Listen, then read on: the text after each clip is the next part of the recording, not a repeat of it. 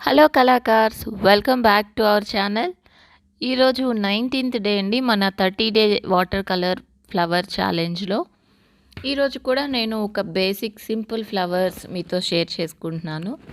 First వచ్చి ఇలాగ blue కలర్లో ఎక్కువ వాటర్ తీసుకొని నేను ఫస్ట్ లేయర్ చాలా లైట్ షేడ్లో వేస్తున్నాను. ఒక ఫ్లవర్కి వచ్చి 3 పెటల్స్ అనమాట. ఇలా మీకు నచ్చినన్ని ఫ్లవర్స్ వేసుకోవచ్చు. అండ్ ఇలాగా నేను ఈ పేజ్లో అయితే 3 ఫ్లవర్స్ 2 బడ్స్ వేసానండి ఫస్ట్ లేయర్. యాక్చువల్లీ ఈ ఫ్లవర్ నేను ఇంతకు ముందు ట్రై చేశాను. అది మిస్టేక్ వచ్చి ఫైనల్గా అవుట్పుట్ అలా వచ్చింది. ఆ వీడియో కూడా నేను షేర్ చేస్తాను. ఈరోజు అయితే నేను అనుకున్నట్టుగా వచ్చింది అవుట్పుట్.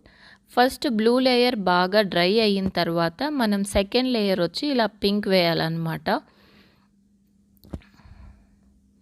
సో పింక్ కూడా నేను అన్ని పెటల్స్కి వేసేసాను.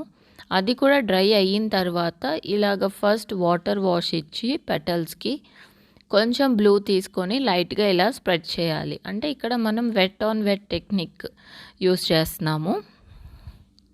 సో వెట్ ఆన్ వెట్ అంటే ఫస్ట్ వాటర్ చేసి దాని మీద వెట్గా ఉన్నప్పుడే మళ్ళీ నెక్స్ట్ పెయింట్ వేస్తామన్నమాట వాటర్తో.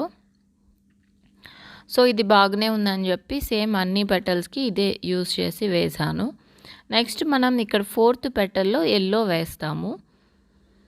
అండ్ మధ్యలో కూడా ఎల్లో డాట్ పెట్టుకోవాలి. అండ్ ఈ పైన పెటల్కి కొంచెం పింక్ షేడ్ ఇస్తే ఆ ఫ్లవర్ కొంచెం ఇంకా న్యాచురల్ లుక్ వస్తుంది. అండ్ ఇలా డాట్స్ యాడ్ చేసి పైన గ్రీన్తో స్టెమ్స్, లీవ్స్ మీకు నచ్చినట్టుగా పెయింట్ వేయొచ్చండి. చిన్నవి కానీ పెద్దవి కానీ ఎలా అయినా పర్వాలేదు. అండ్ ఈ పైన మనం పెట్టుకున్న ఎల్లో డాట్స్ని ఫ్లవర్కి అటాచ్ చేయాలి.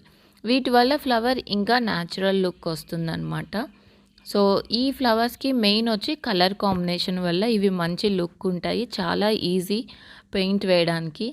ఒకవేళ మీరు ట్రై చేస్తే తప్పకుండా కమెంట్స్లో చెప్పండి ఎలా వచ్చిందో. వీడియో నచ్చితే లైక్ చేయడం మర్చిపోవద్దండి. ఛానల్లో ఇంకా మిగిలిన వీడియోస్ చూసి మీకు నచ్చితే ఛానల్కి సబ్స్క్రైబ్ చేసుకోండి. Thank you all for watching. Like, share and subscribe.